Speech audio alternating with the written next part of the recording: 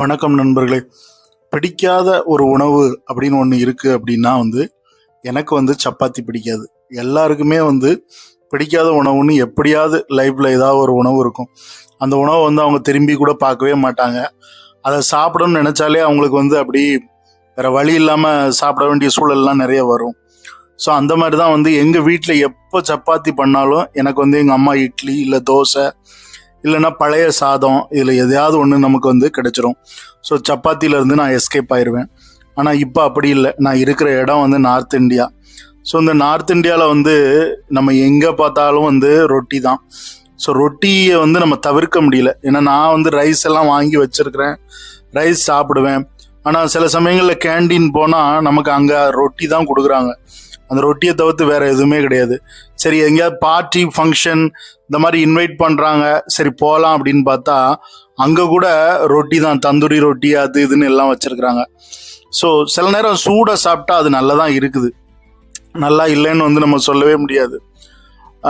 ஆனால் அதை நான் என்னவோ தெரில, எனக்கு மட்டும் அதை பிடிக்கவே இல்லை சப்பாத்தி அப்புறம் நான் அந்த மாவு வாங்கி வச்சுருக்கேன். போன வாட்டி ஒரு 2 கிலோ தான் வாங்கி வச்சேன்.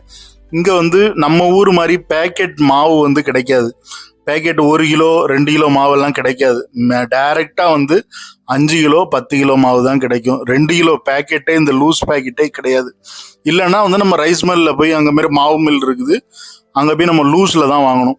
ஸோ நான் ஒரு 2 கிலோ லூஸில் வாங்கலான்ட்டு சொல்லி 1 கிலோ ஒவ்வொரு கிலோவாக தவணை முறையில் வாங்கினேன்.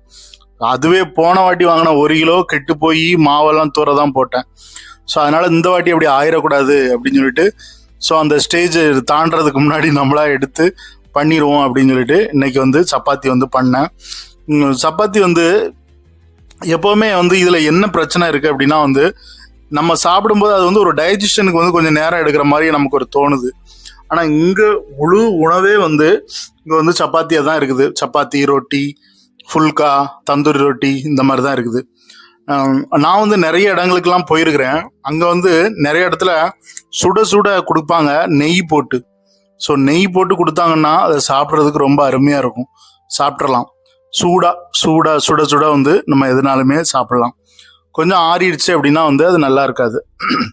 அதே மாதிரி ஒவ்வொருத்தர் செய்கிற கைப்பக்குவமும் இருக்குது. அந்த அதை நமக்கு பிடிக்காத ஐட்டத்தை கூட ரொம்ப பிடிச்சு சாப்பிட்ற மாதிரி நிறைய பேர் செய்வாங்க. அந்த மாதிரி ஒவ்வொருத்தர் வீட்லேயுமே கூட அம்மா அக்கா யாராவது இருப்பாங்க அந்த மாதிரி செய்கிறதுக்கு.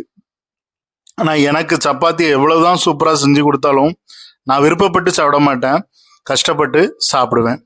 ஓகே, வீடியோ பிடிச்சிருந்தா லைக் பண்ணுங்கள்,